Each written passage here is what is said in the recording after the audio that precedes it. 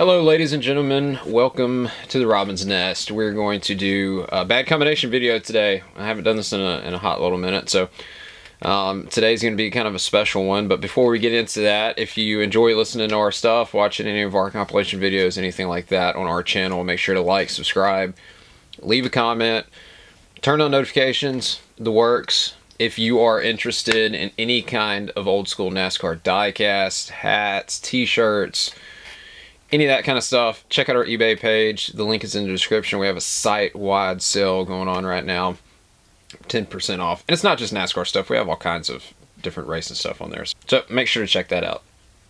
Without further ado, let's get into it.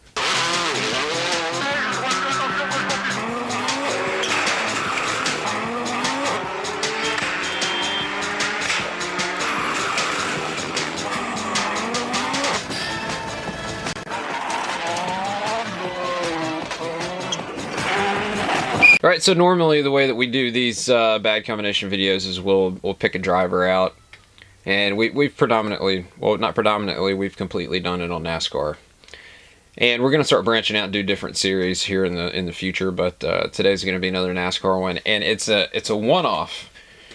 So this particular driver only ran one race for this team, but the reason that it's going to be included in this video is because of the implications of that single weekend back in 2003. So for those who don't know who Jon Wood is, he is part of the Wood brother family, the legendary Wood brother family, the 21 Cup car that's been around forever. He's now the team president, if I'm not mistaken. But Jon used to drive back in late 90s and into the 2000s. He drove for Jack Roush in the Truck Series and won a few races, actually. And then in the Busch Series, he ran for a couple different teams until he landed with it was ST Motorsports and then JTG and what have you, but it was the 47 Clorox car. That was in the late 2000s, or 2006, 2007, that ballpark. But in 2003, okay, 2003 was a contentious year for the championship in the Busch Series. Okay, so this was prior to playoffs or any of that nonsense. This was year-long, you know, from Daytona till Homestead. You know, you accumulated points, and that just tallied up at the end of the year. And so that season, it had gotten down towards the end of the year, and it was pretty tight at the top between Brian Vickers, David Green, and Scott Riggs. Those were the main three. Scott went into the last race of the season only a handful of points out. I think he was 50 points out because in North Carolina, Rockingham, the week prior, he had an accident, and so he lost some points. But going into Homestead, he still had a mathematical shot at winning the championship. So Greg Pollux, his team owner, he already had Scott's team, and he also had Jason Keller's team, but he decided to enter a third car for that race weekend. That third car was Jon Wood. It was Air Force sponsored, number 15. Okay. So they start the race, and as a teammate, especially if you're going to be doing a one-off event, the last thing that you want to do, the absolute last thing that you want to do is run into your teammate or wreck your teammate. You definitely don't want to do that if your teammate is running for a championship and this is the last race of the season. And Scott had to win the race. And then hope for some misfortune from Brian and from David. And Brian Vickers ended up winning the championship. But what happened was first lap, 3 and 4. So they didn't even make it to the start-finish line. There's some onboard footage from Jon's car. So essentially, Scott kind of pulled up in front of him. And then I guess it caught Jon out. He wasn't expecting Scott to slow down to the extent that he did. And Jon ran into the back of him. And it put Scott spun out and backed it into the fence and then came off the fence and got hit by both of the Fitz Bradshaw cars. I believe Tim Feedy was driving the 12 at that point, and Casey Atwood in the 14. Championship over. Just like that. Now, I've always been under the firm belief, when you have a season-long championship, you don't just lose it in one race. Okay, they had the entire season to get to a point where it shouldn't have even been close. I think Scott, just on merits, was faster than David and faster than Brian were that season. But, you know, things happen. And so it got down to the last race, and that's the position that they were in. And then your one-off teammate ends up, you know, costing you everything. So that's where we're at today. I want to show you the footage. The footage is going to pick up during the parade laps, and then it's going to run all the way through post-fallout. Now, one thing that was never addressed that I would absolutely love to know is what was the radio communication after that between Jon and the team? Because Jon didn't crash. He had some nose damage from running in the back of Scott, but he kept going. He finished like 22nd. So he ran the full race. What was the vibe between he and the team? What was it like when the race was over? You know, what conversation was there between Jon and Scott, if there was one? All questions I would kill to have an answer to. Not actually kill, but I would love to have an answer to. Very interesting. And to my knowledge, those are things that have not been made public. So if Scott even had a conversation with him, I don't know that he did, but if he did, it'd be interesting to know. But without further ado, here's the footage. NBC Sports welcomes you to sunny South Florida and the Homestead Miami Speedway for the Ford 300, the season finale for the NASCAR Busch Series. The cars are on the track. We're going green flag racing in just moments, and it should be quite a dramatic day. The series championship to be decided here. Usually these things come down to maybe 2 drivers to the final race. Today, any one of those 6 drivers could win the championship. After 10 months and 8,000 miles of racing that started at Daytona last February, 6 drivers still with a shot at the title in the final race. Our pit road team is set to bring you their stories throughout the day, and while we show you the starting lineup at the bottom of the screen, let's get the championship stories. Here's Dave Burns. Alan, Brian Vickers, at just 20 years old, has a chance to become the youngest NASCAR Busch Series champion ever. His team told me this morning, we're trying to do everything just the way we always do. Same procedures, change nothing. And those procedures have led to 3 wins already this year. Matt Yoakum. Dave, 1994 Series champion David Green is chasing some history. As only 5 drivers have won 2 titles in Busch Series competition. David trying to make it number 6. In a race car that was first at Kansas, he's 2nd in points, 12th on the grid. To Bill Weber. Ron Hornaday won 2 championships in the Truck Series. This morning, he told me that it would be awesome at the age of 45 to win this championship. He said last year was a learning experience. This year, he hopes to capitalize on it. Final words from Hornaday: we did not come here to finish 2nd. Matt. Jason Keller knows it has to be a mistake-free day. He's 4th in the standings 17 times this season. The points has changed. David Green is hoping to make it number 18 and be the 18th Series champion. To Dave. Matt, last week Scott Riggs fell from 1st to 5th in the championship after failing to finish a race for the first time in 2003. Scott said, I was devastated after last week, but it strengthened my resolve to win today's race and the outright championship. Marty Snyder. Dave, our 6th and final player, Bobby Hamilton Jr., who just 2 months ago was 369 points out of the lead, now just 89 from his first ever Busch Series championship. His biggest advantage, he's got nothing to lose. No one expected him to be here. All they care about is winning the race. And after all, if they win the race, they earn the maximum amount of points, Alan. So those are the stories for the championship. 6 drivers in one 300-mile race. Alan Bestwick here with 1973 Winston Cup champ Benny Parsons. BP, you've been in these title fights before. For these 6 drivers and their crews, it's got to be a nerve-wracking day. But I talked to the crews down there this morning, and I said, guys, what a glorious day. You're here. You have a chance to win a championship. And that's what they all have. They're in a situation they can win.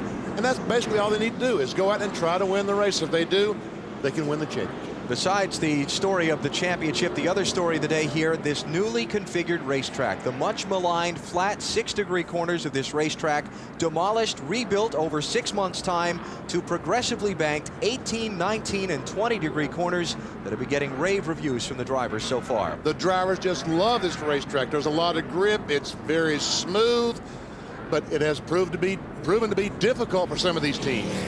Maybe a handful here today. Where's Wally? He's in a race car. We will see and hear Wally. There he is in his Mr. Clean machine throughout the day. Kurt Busch is going to be joining BP and I here shortly. He's just finished practice in his Winston Cup car for tomorrow's Ford 400. He'll slip in here. We'll get his thoughts on the racetrack as we watch this race together. Let's check with Wally and see what... Hey, Wally, Benny Parsons, you got me? I hear you, BP. Okay, give us your opinion of this newly configured racetrack. What, this track is a blast. It's a lot of fun for a driver. Very fast, lots of grooves. I hope it's going to be a great race. I think it will be. Okay, you know top 5 is where you got to finish. Yeah, I know. I got my work cut out for me. All right, Green's coming out. Get you a good start. Wally Dallenbach starting 32nd today. Behind him, Ron Hornaday in the 2 car, one of the championship contenders, has gone to the rear of the field. He had a crash in practice. He's had to bring out his backup car. Instead of starting this race in 17th, he's all the way at the back of the field, and he's got to win the race to try and win the championship. And you see the 8 car, the car owned by Dale Earnhardt Jr., driven by Martin Truex Jr. They had to change the engine this morning, so therefore he had to start at the rear of the field. 6 drivers, 1 race for a championship. We're underway here at Homestead.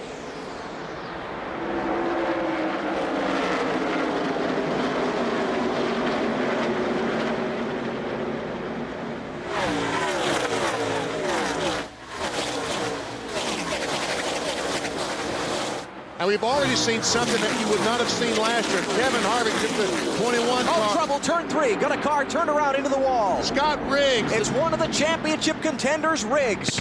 Oh, and he gets hit again and again. Talk to me when you get a chance, Scott. Talk to me. Title bid over. I'm okay. I'm okay. Car, but I'm okay. Yeah, he's okay. Just trying to get all the air back in his lungs that was knocked out of him. See Casey Atwood, the 14 car. Looks like his teammate Tim Fido in the 12 also some damage. Scott Riggs in that 10 car started the race in 20th position. He was involved in a crash late in last Saturday's race at Rockingham when he was the championship leader, dropped him from 1st all the way to 5th in the standings, and now he doesn't even finish 1 lap here at Homestead today, and his title bid is over. So we can see what might have happened from our helicopter view. Cars go down in the corner, and it looks like he's got bumped from behind. And that was one of his teammates that bumped him, BP. That was Jon Wood in the 15, who's driving a 3rd car this weekend for that race team. See, once again, on the outside. Oh, boy. Man, oh, man. That is going to make Jon Wood absolutely sick.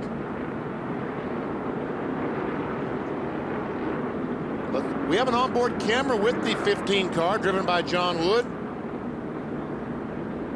Let's see what happens here. There you see the contact.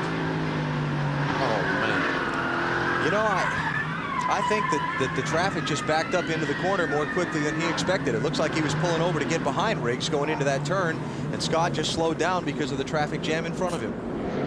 And again, on the first lap, you just do not want to go in on the outside until you know exactly what your car is going to be like. Casey Atwood's 14 car, you see there, all torn up in the jam up. Tim Fidoa, the other car involved, the 12. Those 2 teammates for Armando Fitz and Terry Bradshaw, both of their cars in this race torn up in the first lap crash. And they had another car on the way down here to Miami. The trailer caught fire and burned the contents of the trailer, so they withdrew the 3rd car. On board Scott Riggs as his championship bid comes to an end. So now watch, he's going to back up here to keep from running into the guy. Well, he just didn't want to go on the outside 3 wide. That was Regan Smith in the 56 car there. He just did not want to go on 3 wide on the outside, so he backed up a little bit more than Jon Wood thought he was going to. Boy, oh boy. So heartache for Scott Riggs in the opening laps here at Homestead. The opening lap at Homestead. His heavily damaged car to the garage. His championship bid for 2003 is over. Hi, I'm Steve Lyons, president of Ford Division. Welcome to the Ford 300. Today we're saluting 2 tough champions. One will be the man who emerges from this race as the Busch Series Drivers' Champion. The other is the next F-150. This is the only truck tough enough to be the official truck of NASCAR and the official pace vehicle of this race. That's a distinction Ford and our dealers are very proud of. We're also proud to bring you all the action. Now enjoy the race. NBC's coverage of the Ford 300 is brought to you by Ford and the next F-150, the only truck tough enough to be the official truck of NASCAR. By Mr. Clean Auto Dry Car Wash, never dry your car again. And by Trim Spa, completely ephedra-free. Get your high-speed Dream Body Diet Pill today and be envied. We're not envying Scott Riggs right now. 10 months worth of effort to try and win the championship is over, Marty. Just absolutely disheartened is the best description now. And what happened on the track, Scott? Just got run into. Just hate it. That's not the way that, not what we deserve as a team as far as this entire year. Just somebody was a little too impatient, that's all. Pretty hard hit there a couple times, but just hate it. Just hate it for the guys. We deserve to, we made mistakes this year to put us in 5th place coming to this points race, but these guys did a good job. They put their hearts out there right on their sleeve and did a great job. And this is definitely not the way we want to end our season last 2 races. Obviously a tough week last week, 38th at Rockingham. Today it will be another DNF for Scott Riggs. Dave? Well, Marty, friends have been trying to console Scott's wife, Jay, as she now moves from the pit box toward the garage to see what's going on there. Of course, Scott's love is racing, but his life is his wife, Jay, and his 17-month-old son, Lane. That's what he lives for, and they'll be around when this is over. Some of the other championship contenders barely getting through it, including Jason Keller, Scott Riggs' teammate, who comes into this in 4th in the standings, on board with him. Still there. You got to spin up high. You got to spin up high. Stay down. You're clear high, clear high, clear high. Whoa, whoa, whoa, whoa, whoa. All right, come on, come on, come on, come on, come on, come on, come on. Good job, buddy. Caution's out. Caution's out. Caution's out. I think we're clean, guys. Keith Barnwell, the spotter, driving him through there, Matt. An early scare for Jason Keller not to spin. The fact that he came on the radio and says, I feel like I may have a tire going down. His spotter talked to Wally's spotter to have Wally check and see if his right rear was indeed going flat. Wally said it was fine. Then he asked, can you look at my left rear to see if I have the same problem? Both tires, A-OK. Yeah, Wally barely got through this mess as well. We'll take a break here while they continue to clean up, but we'll go to the commercial riding on board with Wally through the mess. Go ahead and get low. Got to get low. He's going to come back down on you. You're good. You're clear. Wow. Clear. And as always, if you enjoyed what you watched, make sure to like, subscribe, leave a comment, turn on notifications so you don't miss any of our future videos. We are basically to the point where we're uploading something new every day. Don't know that it'll stay that, that way. May take a break every now and again, but for now, we're posting new stuff every day, so make sure to check out what we've already got posted, our back catalog of videos. And if you're into any kind of memorabilia from NASCAR or from motorsports in general, if you're looking for auto parts, any of that kind of stuff, check out our eBay page. The link is in the description. Thanks for watching. It means a lot. I appreciate it. Until next time. Peace. Dus is Salzburg fölre. Salzburg fölre, jobb 2 tempó, 20-ra bal 2 tempó, 20-ra bal 2 tempó, 25-ra bal 2 szűk, bal 2 szűk, és bal 2, és bal 2, majd 50-re jobb 2, itt a bal 2, és 50-re jobb 2, majd szűk 50-re jobb 3 az aszfaltra, szűk 50-re jobb 3 az aszfaltra.